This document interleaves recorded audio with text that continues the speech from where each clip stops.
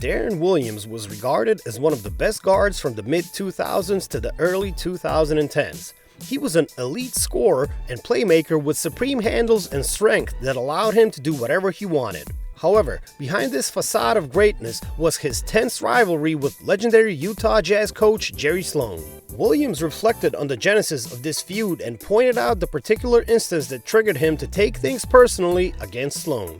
Williams was selected as the third overall pick by the Jazz in the 2005 NBA draft. Being a lottery pick, he expected to be placed at the mantle right from the get-go. But Sloan had different ideas, as he strangely fielded Williams with inconsistency. This did not sit well with the guard. Our relationship was definitely strained at the end. I think I held on to that rookie year, not starting.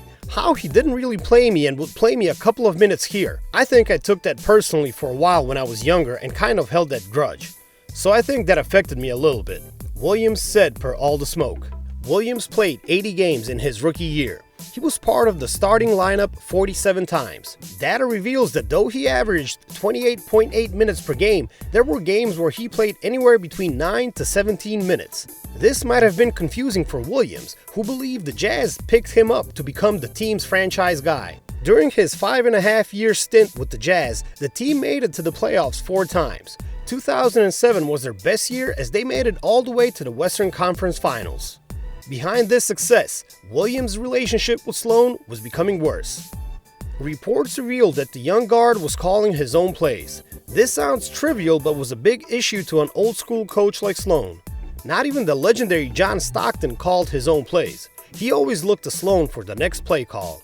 Williams did admit that he had his own shortcomings during those days. He was young and a bit immature. Williams has a bit of regret about what happened between him and Sloan. I was definitely a little shit at times, a little prima donna.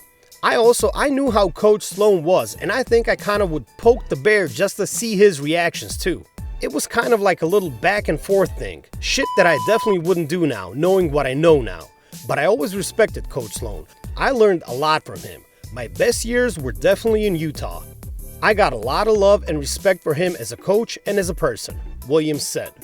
Perhaps Williams is a bit lucky, considering that his tiff occurred way before the explosion of social media. He would have been painted as the villain for testing the limits of the legendary coach. The best thing is that Williams and Sloan patched things up before the coach's death in 2020.